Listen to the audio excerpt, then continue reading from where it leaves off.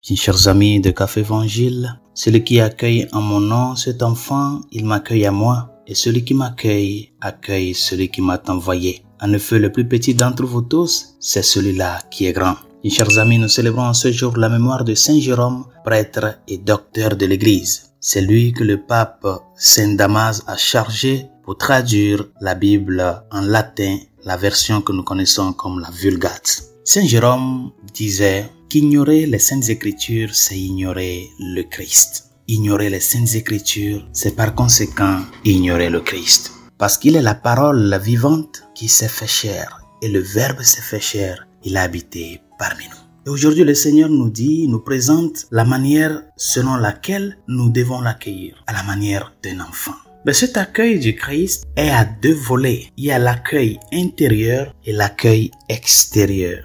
Si dans notre vie comme chrétiens, nous ne nous faisons pas petits intérieurement, nous ne sentons pas cette vulnérabilité qui nous amène à nous préoccuper pour la parole qui s'est fait chair et qui, en se faisant chair, est venue à nous. Si nous ne cultivons pas cette humilité intérieure, nous ne pouvons pas parvenir à ce que les fruits extérieurs se fassent voir dans notre vie. Par conséquent, la première des choses, chers amis, que nous devons savoir par rapport à la parole de Dieu, c'est qu'elle est lumière sur nos pas et lampe pour notre route. Des fois, je me plains comme prêtre parce que, comme chrétien catholique, nous ne faisons pas l'effort pour ne serait-ce que lire la parole de Dieu. Il y a plein de chrétiens qui n'ont jamais parcouru la Bible en entier. Et c'est important de le faire, chers amis. La Bible en un an, il y a des programmes comme ça, de lire tous les jours la Bible. Et c'est réparti sur un an. Et quand l'on fait cet effort, à la fin de l'année, on peut parvenir à terminer les Saintes Écritures. Chers amis, c'est très important de nous imbiber dans la parole. Nous devons l'accueillir, premièrement, dans notre cœur,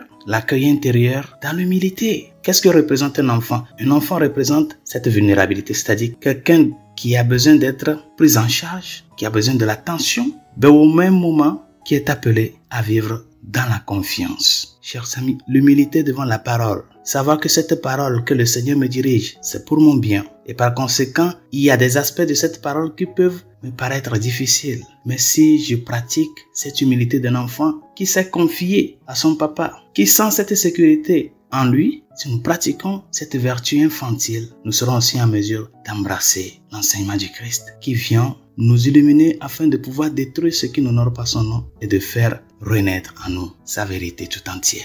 Celui qui m'accueille ne m'accueille pas, accueille celui qui m'a envoyé. Commençons déjà à faire un effort, chers amis, à travailler avec la parole de Dieu dans notre cœur, dans notre vie et à la faire vie de par notre vécu quotidien. Parce qu'annoncer l'évangile, ce n'est pas une option pour nous, chers amis, c'est notre devoir. Et annoncer l'évangile, chers amis, c'est de la faire vie dans notre vécu quotidien de tous les jours. Il ne s'agit pas de prendre une Bible, de circuler dans la rue. Il s'agit de que notre vie soit conforme à ce que nous écoutons. Que Saint Jérôme intercède pour nous. Bonne journée, Dieu vous bénisse.